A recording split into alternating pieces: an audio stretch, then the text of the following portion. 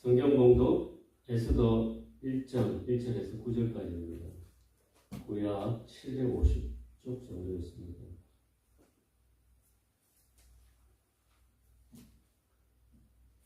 에스더 1장 1절에서 9절 제가 먼저 한 절 읽고 여러분이 한 절 읽어주신 후에 마지막 9절을 함께 읽겠습니다. 이 일은 아하수에로 왕 때에 있었던 일이니 아하수에로는 인도로부터 구스까지 127지방을 다스리는 왕이라. 당시에 아하수로 왕이 수상궁에서 즉위하고 왕위에 있은 지 제3년에 그의 모든 지방관과 신하들을 위하여 잔치를 베푸니 바사와 메대의 장수와 각 지방의 귀족과 지방관들이 다 왕 앞에 있는지라. 왕이 여러 날 곧 180일 동안에 그의 영화로운 나라의 부함과 위엄의 떳떳함을 나타냅니다. 이날이 지남에 왕이 또 도성 수산에 있는 귀천간의 백성을 위하여 왕궁 구원뜰에서 7일 동안 잔치를 베풀세. 백색, 녹색, 청색 휘장을 자색 가운데 불로 대리석 기둥 은고리에 메고 금과 은으로 만든 걸상을 하관석, 백석, 운모석, 흑석을 싼 땅에 진설하고 금잔으로 마시게 하니 잔의 모양이 각기 다르고 왕이 풍부하였으므로 어주가 한이 없으며 마시는 것도 법도가 있어 사람으로 억지로 하지 않게 하니 이는 왕이 모든 국내 관리에게 명령하여 각 사람이 마음대로 하게 함이더라. 이렇게 읽겠습니다. 왕후 와스디도 아하수에로 왕궁에서 여인들을 위하여 잔치를 베풉니다. 아멘. 여름의 길목인 6월입니다. 이제는 제법 녹음이 무성해지고 기온도 많이 올라 여름을 방불케 합니다. 주 안에서 늘 건강하시길 주님의 이름으로 축원드립니다. 오늘부터 큐티 본문이 에스더서입니다.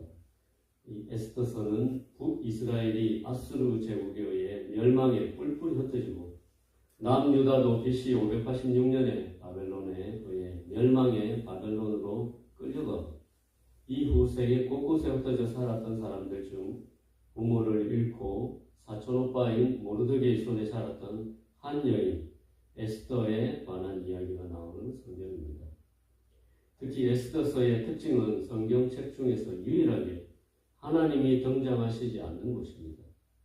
성경에서 중요하게 다루고 있는 율법이라든지 언약, 성전, 기도 등 이 성도의 신앙의 중요한 요소들이 나오지 않는 곳입니다. 따라서 에스더서는 믿음과 상관없는 세속적인 이야기로 비칠 수 있습니다. 인간의 계략과 우연으로 이어지는 사건들이 서술된 것처럼 보이기 때문에 신앙과 동떨어진 느낌을 줄 수 있습니다. 하지만 오늘 본문에 나오는 아하수에로 왕의 잔치 이야기를 시작으로 에스더서에서 일어나는 모든 일이 신앙과 동떨어진 이야기가 아니라는 것을 깨닫게 되시길 바랍니다. 왜냐하면 세상에 우연히 일어나는 일은 없기 때문입니다. 아무 이유 없는 일처럼 보여도 모든 것은 우연이 아닌 하나님의 섭리에 따라 이루어지는 것입니다. 그래서 에스더서를 읽을 때 모든 사건을 계획하시고 일으키고 연결하고 이루시며 끝내시는 하나님의 보이지 않는 손을 느끼시길 바랍니다. 또한 인간의 일상에서 일어나는 일들이 하나님의 섭리 가운데 일어나는 일이라는 사실을 에스더서 묵상을 통해 깨닫게 되는 시간이 되시길 소원합니다. 또한 더 나아가 나의 삶 역시 주님의 보이지 않는 강한 손 안에 있음을 믿고 고백하는 저와 성도님들이 되시길 주님의 이름으로 축원드립니다. 오늘 본문 내용에는 세 개의 잔치 이야기가 나옵니다. 첫 번째 잔치는 페르시아의 왕이었던 아하수에로 왕이 그의 모든 지방관과 신하들을 위하여 베푼 잔치입니다. 두 번째 잔치는 역시 아하수에로 왕이 백성을 위하여 베푼 잔치입니다. 세 번째 잔치는 왕후 와스디가 여인들을 위하여 베푼 잔치였습니다. 이 잔치를 통해서 하나님께서 우리에게 주신 교훈이 무엇인지 살펴보고자 합니다. 첫 번째 잔치는 왕이 그가 다스리는 모든 지방의 관리들을 불러 베푼 큰 잔치였습니다. 그가 다스리는 곳이 얼마나 광대했던지 성경을 통해 살펴보면 인도로부터 구스까지 127 지방이라고 말하고 있습니다. 동쪽으로는 인도였고 서쪽 끝은 구스 지방, 즉 애굽의 남쪽인 오늘날의 수단 지역까지였습니다. 아하수에로 왕이 다스리는 영역이 얼마나 컸던지 역사학자들은 페르시아가 세계 최초의 제국이라고 말할 정도였습니다. 거기다가 그 잔치의 규모 또한 놀랄 노자였습니다. 이 잔치는 180일 동안 열렸던 것입니다. 1년 365일 중에 약 6개월 동안 치러진 잔치였다고 생각해 보시면 그 규모가 어땠는지 알 수 있습니다. 1년의 6개월을 잔치로 보내려면 얼마나 많은 비용이 들어가는지 조금만 생각해도 혀를 내두를 정도임을 쉽게 알 수 있습니다. 우리가 손님을 초대하고 하루 바짝 섬겨도 쉽지 않은 것을 경험하신 분이라면 그 규모를 짐작해도 남음이 있습니다. 그런데 인도에서 구스까지 127지방을 다스리는 지도자들을 불러 모아 180일 동안 먹고 마시며 벌인 잔치는 무엇을 위한 잔치였겠습니까? 이것은 왕이 자신의 위엄과 영광을 과시하기 위한 것이었습니다. 왕의 물질적 풍부함과 그의 권세를 자기 부하들에게 눈으로 보여주고 느끼게 하기 위한 목적이었습니다. 말 그대로 힘을 보여준 것입니다. 127도의 지방 지도자들에게 자신의 힘을 보여주고 힘으로 그들을 사로잡으려는 심사였습니다. 여기에 대해 어떤 역사학자들은 아하수에로 왕이 자신의 힘을 과시하려는 숨겨진 목적이 있었다고 해석하기도 합니다. 아하수에로 왕 이전에 선왕이었던 다리우스 왕이 유럽의 그리스와 전쟁에서 패했던 적이 있습니다. 이것이 1차 페르시아 전쟁인데 그때 만약 패하지 않고 승리했다면 그 당시 막강했던 아테네를 중심으로 한 그리스를 정복하고 유럽까지 점령해서 더 크고 광대한 제국을 이룰 기회가 있었을 겁니다. 아버지가 그리스를 정복하지 못한 것을 만회하기 위해서 아마 아하수에로 왕은 다시 한번 페르시아 군대를 결집할 필요가 있었을 겁니다. 아무튼 그는 전쟁에서 패한 왕의 아들이지만 자신은 여전히 건재하고 강력한 힘을 소유하고 있음을 모든 신하에게 과시할 필요가 있었다고 생각합니다. 이 세상의 권력자들이 그러하듯이 아하수에로 왕 역시 자신의 힘을 과시하면서 사람들의 관심을 살해했지만 그 속에는 자신의 야망이 꿈틀대고 있었던 겁니다. 두 번째 잔치는 지방의 지도자를 위한 잔치가 끝나자 7일간 백성을 위해 베푼 잔치였습니다. 그 잔치는 신분 고하를 막론하고 모든 백성에게 풍부한 술과 음식을 대접한 잔치였습니다. 본문 6절부터 보시면 왕궁 후원들에서 7일간 베푼 잔치는 일반 평민들의 눈을 사로잡기에 충분했고 어리어리한 장소에서 화려하게 베푼 잔치였음을 알 수 있습니다. 왕을 위해서만 썼던 자색 실을 이용해 햇빛을 가리는 천막을 치고 바닥은 흙이 아니라 대리석으로 깔고 술 마시는 잔도 금과 은으로 된 잔이었고 왕이 마시던 어주를 마음껏 마시게 허용했습니다. 또한 고대 페르시아 사람들이 술을 마실 때 큰 대접에 가득 술을 따른 뒤에 한 번에 들이키는 것이었는데 이때만큼은 그렇게 하지 않고 관용을 베풀 정도로 호탕함과 호기를 보여주었습니다. 이처럼 첫 번째 잔치는 자신이 다스리는 각 지방의 관리들에게 자신의 힘을 보여준 잔치였다면 이 두 번째 잔치는 백성들에게 자신의 관용을 보여주었던 잔치였습니다. 백성들의 마음을 얻기 위해 왕의 권위를 내려놓고 백성들을 초대하여 그들을 극진히 대접하는 아량을 보여주었던 잔치였습니다. 아하수에로 왕은 자신의 돈과 인격으로 모든 사람을 자기의 사람으로 만들려고 했습니다. 왕으로 즉위한 지 3년에 자신의 자리를 더욱 공고하게 하고 정복전쟁을 위한 초석을 놓기 위해서 자신이 가진 물질과 권세의 혁혁함을 보여주고 자신이 가진 넓은 아량을 사람들에게 어필하며 힘을 결집하려 했습니다. 이러한 모습은 참으로 이 땅에서 살아가는 사람들, 특히 야망 있는 사람들의 모습을 대변합니다. 사람들은 더 큰 힘을 얻기 위해서 자신의 힘을 과시합니다. 물질과 권세를 보여주고 사람들의 마음을 사로잡으려고 합니다. 자기에게 모든 힘이 집중되도록 만들기 위해서 힘으로 힘을 짓누르는 것입니다. 또 물질과 권세뿐 아니라 인격적으로도 넓은 아량을 보여주며 힘없는 사람들의 마음까지 사로잡습니다. 이것이 이 세상의 원리입니다. 이 세상은 힘의 원리를 따라 돌아가는 세상임을 오늘 말씀이 보여주고 있습니다.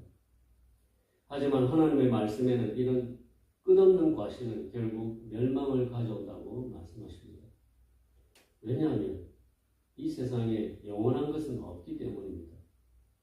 권불 10년이라는 말처럼 권세도 10년을 넘기기가 힘듭니다. 아무리 가지려고 해도 그 욕망은 끝이 없고 아무리 가져도 영원히 가질 수는 없습니다. 잠언 19장 4절에 재물은 많은 친구를 더하게 하나 가난한 즉 친구가 끊어지느니라 라는 말씀이 있습니다. 이 말씀은 세상의 원리의 한계를 보여주는 말씀입니다. 재물로 사람의 마음을 일시적으로 살 수 있습니다. 하지만 재물이 끊어질 때 그들의 마음도 끊어진다는 사실입니다. 돈으로 또는 권력으로 사람의 마음을 얻을 수 있다고 생각해도 원래 인간은 자기 욕심에 따라 사는 죄인이기에 사람의 마음을 살 수도 줄 수도 없습니다. 그런데도 사람들은 종종 자기의 돈과 인격으로 내 사람을 만들 수 있다고 착각합니다. 그리고 자기를 중심으로 힘이 모이게 하려고 혈안입니다. 이러한 현상은 우리가 사는 사회의 어떤 조직에서도 볼 수 있는 현상이며 힘의 원리입니다. 힘의 원리를 따라 줄서기를 하고 힘을 가지고 힘을 사려고 하고 힘과 관용으로 사람의 마음을 살 수 있다고 생각합니다. 이것이 물질의 힘이며 세상 권세의 힘이며 인명의 힘이라고 생각하고 살아갑니다. 이러한 것이 인간이 만든 우상입니다. 이것을 사람들은 복이라고 착각하며 또한 살아갑니다. 하지만 진정한 복은 사람에게서 얻는 것이 아니라 하나님께서 주시는 복입니다. 하나님이 주시는 복은 사람에게 뿌리를 내린 복이 아닙니다. 그래서 영원하고 존귀하며 가치 있습니다. 마지막으로 왕후 와스디가 왕궁에서 여인들을 위해 베푼 잔치였습니다. 이 잔치는 왕후 와스디가 아하수에로 왕처럼 자신도 힘을 과시하기 위해 베푼 잔치였다고 생각합니다. 그녀는 왕 옆에서 왕후의 자리를 지키기보다 자신이 잔치의 주인이 되고 싶었던 것 같습니다. 이렇게 유추할 수 있는 이유는 나중에 아하수에로 왕이 백성들을 위해 7일 동안 베풀었던 잔치 때 유흥에 취해서 내시 7명에게 명령하여 왕후 와스디를 백성들 앞에서 자랑하려 하자 이를 거절한 것에서 알 수 있습니다. 말 그대로 천한 백성들 앞에 자신을 내보이는 것 같은 생각에 자존심을 내세워 자신을 좌지우지하는 왕에게 무언의 비난을 퍼부으며 그의 권위를 무시한 것입니다. 결국 이 세 번째 잔치는 왕의 권위를 무시하고 남편의 권위에 도전했던 여인이 베푼 잔치였습니다. 오늘 본문을 통해서 살펴본 세 잔치는 인간 세상의 축소판을 보여주는 것 같습니다. 물질과 명예와 권세를 추구하며 힘의 원리를 따라 돌아가는 세상이며 자기를 위하여 인간관계의 사슬을 만들고 그 가운데서 영향력을 미치기 위해 고군분투하는 세상이며 자신의 위치를 망각하고 교만한 마음으로 남을 무시하고 권위를 부정하는 세상입니다. 물질과 권세가 만들어내는 힘의 원리가 지배하는 세상, 인맥으로 다져진 인간관계를 더 중시하는 세상, 자기의 위치를 망각하고 권위를 무시하는 세상입니다. 이러한 세상에서 함께 살아가고 있는 우리 신앙인들은 어떻게 살아가야 할까요? 요한일서 2장 17절에 이 세상도 그 정욕도 지나가되 오직 하나님의 뜻을 행하는 자는 영원히 거한다고 하셨습니다. 또한 요한 1서 2장 15절에는 이 세상이나 세상에 있는 것들을 사랑하지 말라.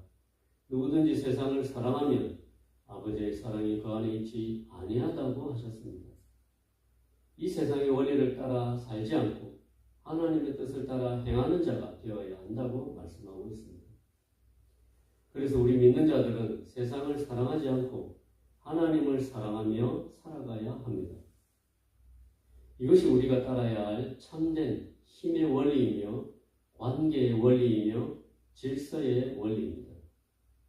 이 아침에 에스더서에 나온 세 가지 잔치를 묵상해 보았습니다. 이 세상의 힘이 하나님께 있음을 믿고 이 세상의 원리가 아니라 하나님의 뜻을 따라 행하며 세상보다 하나님을 더 사랑하는 저와 성도님들이 되시길 주님의 이름으로 축원드립니다. 함께 기도하시겠습니다. 하나님 아버지, 이 세상은 힘의 원리를 따라 자신을 높이고 힘을 과시하고 자기를 사랑하며 자기를 자랑하며 살아갑니다. 오직 자기를 사랑하는 이 세상에서 오직 하나님만을 사랑하는 삶을 살아가게 도와주시옵소서. 우리의 위치를 망각하지 않고 우리에게 주어진 역할을 잘 감당하는 자가 되길 소원합니다.